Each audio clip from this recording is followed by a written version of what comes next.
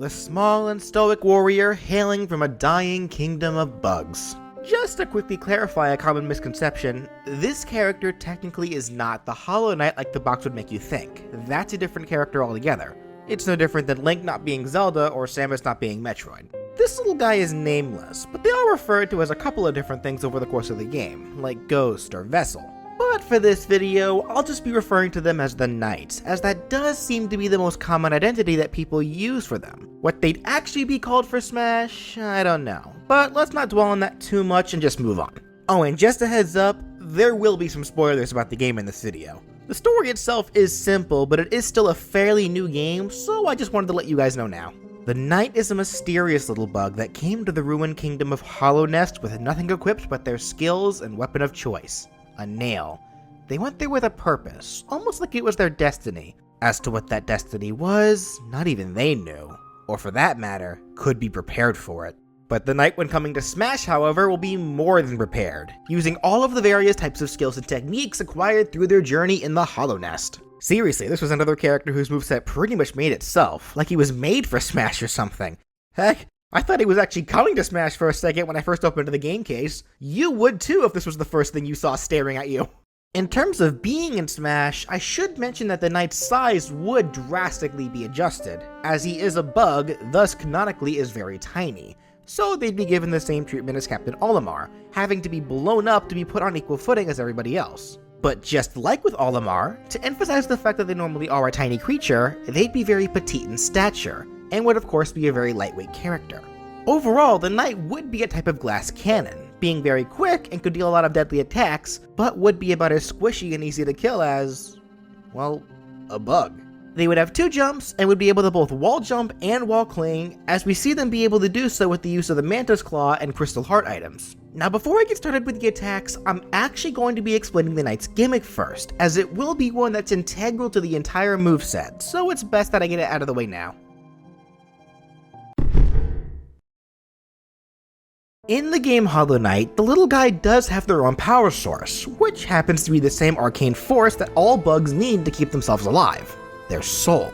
The Knight has learned how to manipulate the use of their soul in order to cast some wicked spells, but they do have a finite amount of it at a time, and in order to get more, they must strike down other creatures, with every hit slowly recharging their soul to be used even more. And that's pretty much how it'll be used for Smash. The Knight will have a soul meter by their damage icon that'll be holding what I'm going to call soul charges. The meter will be able to hold a maximum of 9 charges at a time, which will give the Knight access to a wider arsenal of moves when charges are available. And any move that doesn't use up a charge will generally add charges instead if it can connect with a foe. This allows the Knight a fairly deadly assortment of attacks, but they must be well resourced in order to be used effectively, and spamming will only lead to detriment. And in order to get more, you must get up close and personal with your foes, just like in the original game. The Knight will have a 2-hit jab that mimics their basic ground attack from their game, having them swing their nail at slight horizontal angles left and right. This would be a fairly spammable attack, as if they had the Quick Slash charm equipped, and each successful hit will add a single soul charge, making the jab probably one of the most reliable means of recharging your soul. The dash attack will utilize one of the 3 nail arts taught to the Knight by the Nail Masters. This one specifically will be the Dash Slash, taught by Nail Master Oro. It would have the Knight halt all forwards momentum with a mighty horizontal nail slash. This move would have a lot of power, even having some kill potential, but it would have some end lag on it, so it is a bit riskier to use. But landing it will reward you with 2 soul charges. All of the tilts, however, will only gain 1 soul charge per hit. The side tilt would be another basic nail swing forwards. It would be a bit slower than the jab, but it would have more range, so it'd be like the Knight replaced the Quick Slash charm with the Mark of Pride charm. It would of course deal more damage and knockback than that of the jab as well. The up tilt would be just like the Knight's grounded attack pointed up in their game, just a basic nail swing upwards, but its range would be comparable to that of the long nail charm instead of the Mark of Pride, meaning it would have slightly less range when compared to the side tilt. It would also deal a bit of knockback, so juggling foes who are above 0% of damage would be difficult. And to innovate for the down tilt, it would just be a low to the ground horizontal nail swing, capable of popping foes into the air. The side smash can make use of the next nail art that the Knight can learn, specifically from the retired nail master, Shio.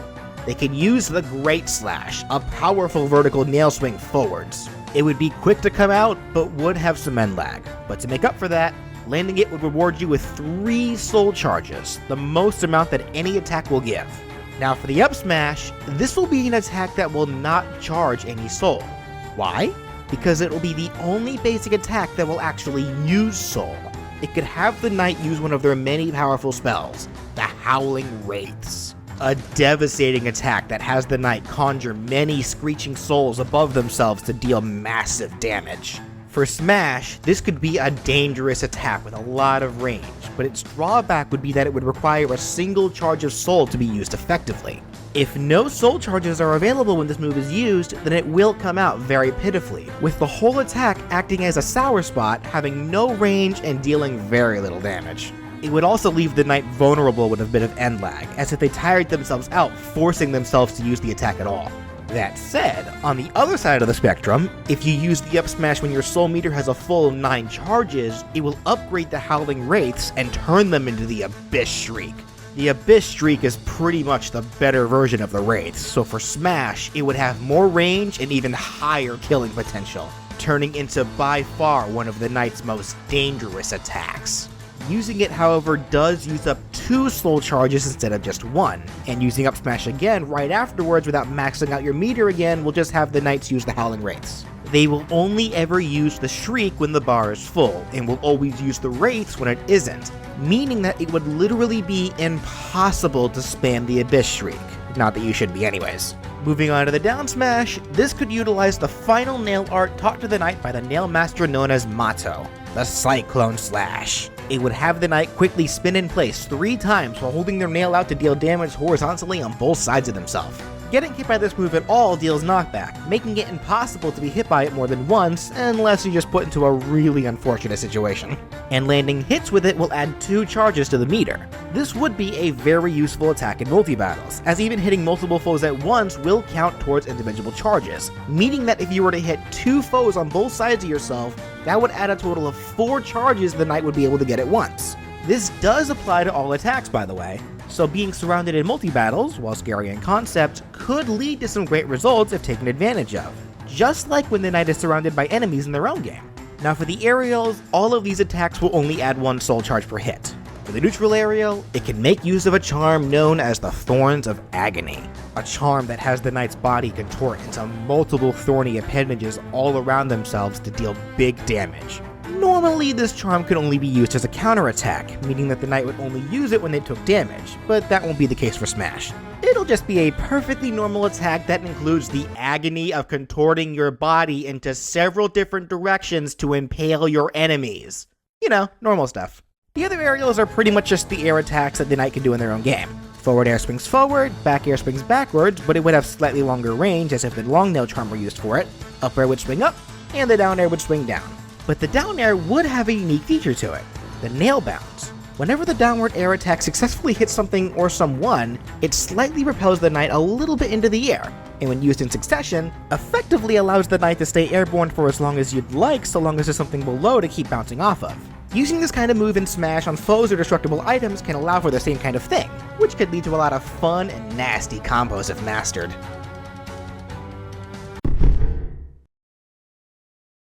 The knight's grab game would be pretty pitiful. It's generally going to end up being that way for anyone with stubby arms. They'd grab with one arm and would pummel by smacking the foe with the hilt of their nail. The pummeling doesn't add any soul charge, but all of the throws do, with them adding 1 charge apiece. The forward throw could have the knight slash the foe to send them forwards, the back throw could have them quickly switch places with the foe and slash them to send them backwards. This throw would also turn them around to lead to easy follow-ups. The up throw would toss the foe overhead, then slash at them to send them even higher, and the down throw would have the knight jump above the foe and slash down on them, knocking them away. All very basic throws, yes, but considering the knight's stoic and collected demeanor, I don't see them trying to be flashy or anything. They're just trying to get the job done. Alright, now here's where things not only get more interesting, but I'll finally get to show you some more of the moves that will be fully taking advantage of the soul meter that you guys keep hearing so much about.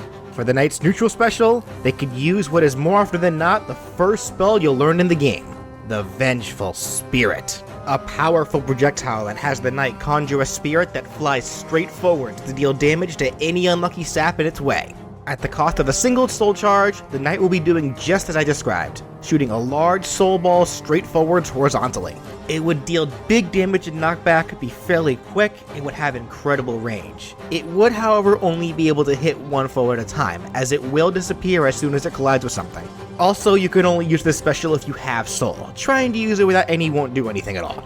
That said, if you use neutral special when you have a full 9 charges in your meter, instead of the Vengeful Spirit, you'll be rewarded with its superior version, the Shade Soul. The Shade Soul would do the same thing as the Spirit, but it would be much stronger, have better KOing potential, and it would not disappear upon hitting something. It will keep going until it reaches the apex of its range, leaving nothing but devastation behind it for anything or anyone in its path. You'll still need only one soul charge when using this move, but just like how I explained for the Abyss Shriek, it will once again become the Vengeful Spirit until you can manage to fill your soul meter back to max charge again. For the side special, the knight could use the Shade Cloak, a cloak formed from the depths of the abyss that allows its wearer to dash straight ahead horizontally and completely ignore anything in their way while doing so. Just tapping the side special will have the knight do just that, and they will be completely invincible for the duration of the dash, able to ignore anything that would otherwise bring them harm. It's not an attack, but it could be used as a great recovery option, and it will not put the knight into free fall, but it can only be used once while in the air, so you'll need to get back to the stage before you can use it again. That said, this special can kind of be a replacement for dodge rolling, allowing the knight to traverse the ground quickly and safely, and the best part, it doesn't use any soul, so you can use it as much as you'd like. But you won't be able to spam it. The Shade Cloak does have a cooldown period, with it taking about 2 seconds between uses. I should clarify that this isn't end lag, you'll still be able to fight during the cooldown. You'll know you'll have access to it again based on little shadow particles that appear after using the cloak returning to the knight. Now that's not all there is to the side special. The use of the Shade Cloak only happens if you tap the command.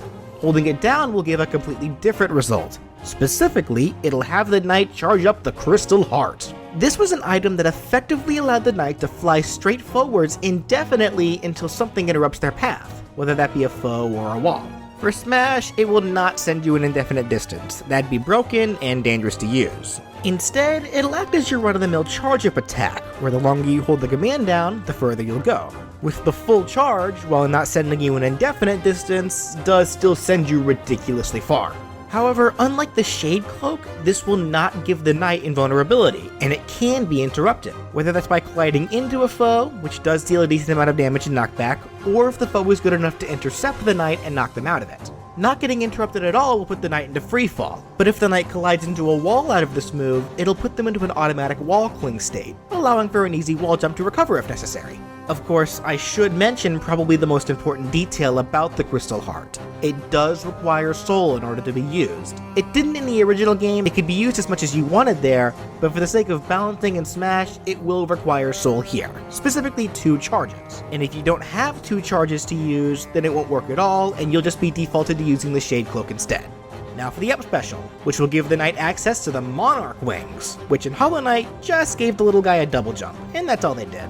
For Smash, they'll be doing the same thing, to an extent. Using the Monarch Wings effectively gives the knight an additional jump, but here's the twist. You can use it as many times as you want so long as you have soul.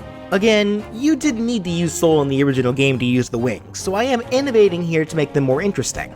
Using them for the first time is free, that doesn't cost anything, but each additional usage after that costs 1 soul charge, and will keep costing soul until you reach the stage. So this means that if you had a full meter, you could use this special 10 times, which when incorporating the knight's normal jumps, effectively gives the knight an astonishing 12 jumps at max. This could lead to some serious aerial game with the knight, but I should mention that, unlike with normal jumps, you can't attack while using the Monarch Wings. But since they won't put the knight into free fall, you can attack as soon as the animation for the up special concludes. So I can see any skilled player pulling off some insane stuff with this kind of movement option. But you are limited by your soul, so you do need to be careful to not get overzealous with it. And finally for the down special, this will be one that outright changes depending on whether you're on the ground or in the air. If you're on the ground while using the down special, the knight will use their first and no doubt most used spell, Focus. This allows the knight to heal a lot of damage at the cost of a lot of soul, and it'll be doing the same thing for Smash. Holding down special for 3 seconds will have the knight heal 5% of damage at a time at the cost of 3 soul charges per use, meaning that the knight could heal up to 15% of damage when using a full meter. And of course, you just won't do anything if you don't have enough soul. Now, if you choose to use down special while in the air, instead of using focus, the knight will use their final spell, the Desolate Dive. A powerful ground pound-like attack that has the knight fly straight down, dealing damage to anyone in their path, and upon reaching the ground, creates a large shockwave to hurt anyone too close. This move would pretty much work just like how I explained it for Smash, at the cost of 2 soul charges per use that is. The damage that the shockwave deals scales based on distance, so the closer you are to the knight in the shockwave when it activates, the more damage and knockback it'll do. Now this move will be the final attack that has a powered up version when you use it with a full meter, turning the Desolate Dive into the Descending Dark. It would be much stronger, have a bigger shockwave, and would use 3 soul charges instead of just 2. For the knight's final smash, it could be a cinematic smash that could have the knight use the Awoken Dream Nail, a powerful relic that allows the knight to read or even enter the dreams and memories of anyone that he hits with it. This smash would only be able to catch 1 foe at a time, and if it does, the knight enters their dream and annihilates them from within. This smash deals big damage only. It won't launch foes anywhere, but if it causes the foe to end up with more than 100% of damage, it'll lead to an automatic KO.